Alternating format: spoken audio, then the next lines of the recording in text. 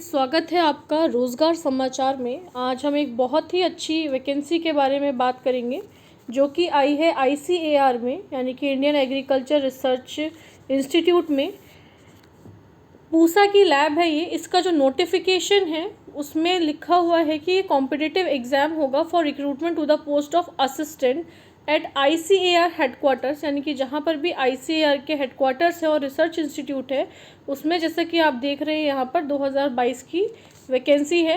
कब रिलीज़ हुई है? 7/5/2022, यानी कि इसको रिलीज़ हुए अभी 3 से 4 दिन ही हुए।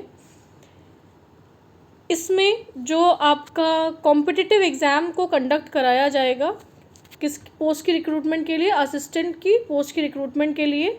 ठीक है, इसमें जो पे लेवल है 6th और 7th CPC के बेसिस पर होगा।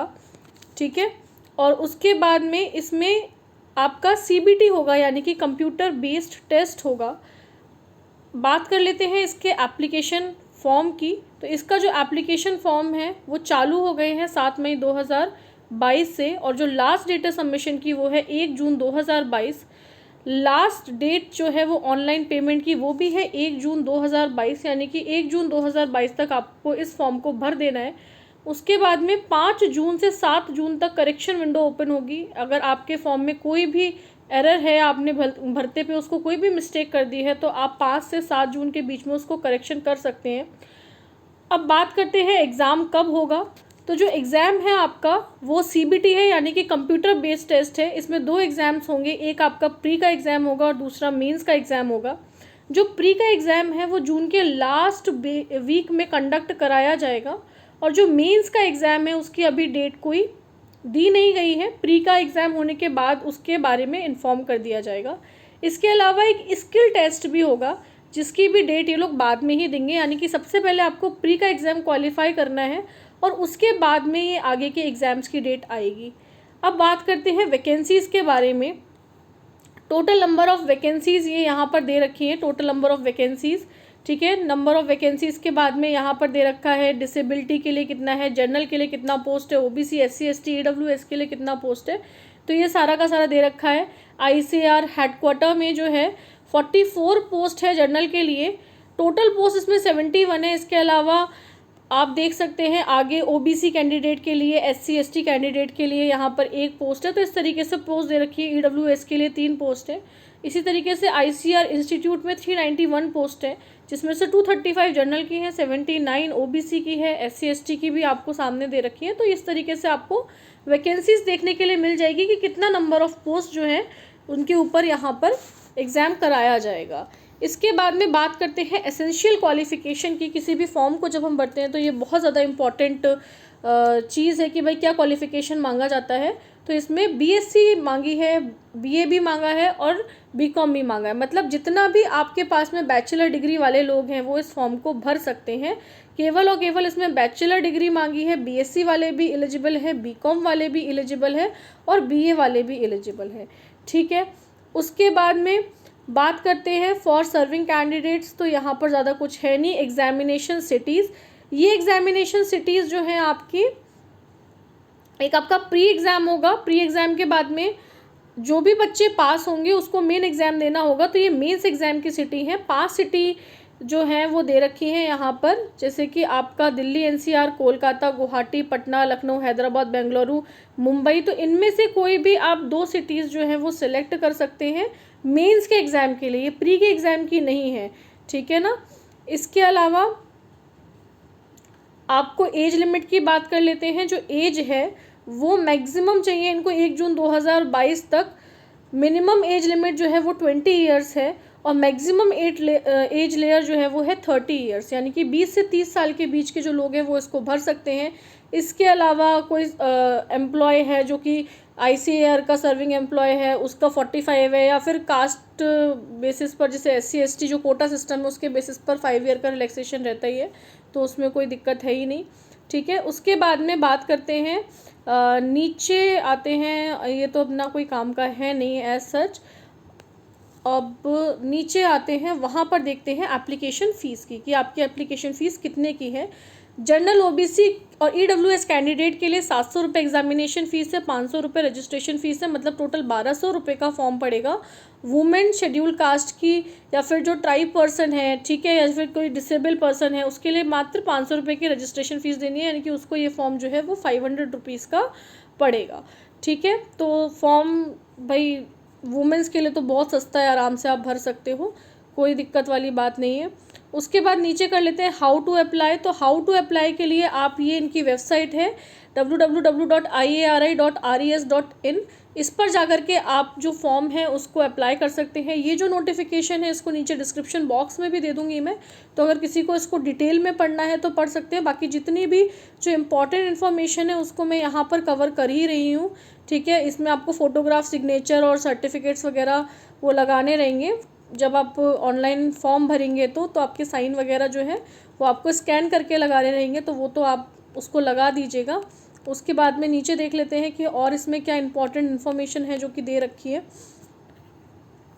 उसको भी यहाँ पर हम डिस्कस कर लेते हैं। अच्छा फॉर्म है, अच्छी वैकेंसी है, ठीक है, तो और ज़्यादा इसमें कोई क्वालिफ़िकेशन भी नहीं मांगी है, केवल बीएससी मांगा हुआ है, तो केवल बीएससी के लोग जो हैं वो इसको भर सकते हैं। और दूसरा इसमें नॉर्मलाइजेशन होगा, तो उसका मेथड भी दे रखा है, तो उसको आप एक बार रीड आउट कर लीजिएगा। इसके बाद में जो बहुत इंपॉर्टेंट चीज़ इन्होंने दे रखी है, जो कि एक अच्छी चीज़ है, इंस्टीट्यूट वाइज वैकेंसी इन्होंने दे रखी है। जैसे कि नागपुर में टोटल 5 वैकेंसी है, जूनागढ़ में 2 वैकेंसी है, भरतपुर में 3 वैकेंसी है। तो आप अपने नियर बाई एरिया के अकॉर्डिंग देख सकते हैं कि किस एरिया में कितनी वैकेंसी है, उसको आप कंसीडर कर सकते हैं। ये देखिए लगभग कितनी इन्होंने 95 सिटीज़ के बारे में, बेंगलुरु हो गया, ठीक है, अटारी हो गया, न्यू दिल्ली, हैदराबाद, तो लगभग जितनी भी सिटीज़ हैं वहाँ पर आपको इनका वो देखने के लिए मिल जाएगा। ये जो सेंटर्स दे रखे हैं बिहार, ये जो महाराष्ट्र, ये जो दे रखे हैं महाराष्ट्र में, देखिए आपका बिहार में पटना, मुजफ्फरनगर, गया, दरभंगा, रांची, ये जो सेंटर्स हैं ये आपके प्री एग्ज़ाम्स के सेंटर हैं। मतलब मेंस में तो केवल आप 2 ही सिटीज़ को सिलेक्ट कर सकते हैं, बट यहाँ पर जो प्री का एग्ज़ाम है उसके लिए इन्होंने लगभग हर स्टेट में 3 से 4 सेंटर प्रोवाइड कराए। जैसे बिहार में 5 से 6 सेंटर हैं, महाराष्ट्र में आप देख सकते हो 6 से 7 सेंटर हैं, यूपी में आप देखो 4 से 5 सेंटर हैं। तो इस तरीके से आप अपने नियर बाई शहर में जाकर के आराम से एग्ज़ाम दे सकते हैं। अगर आपका प्री क्लियर हो जाता है तो आपको 2 सिटीज़ जो है वो चूज़ करनी पड़ेंगी।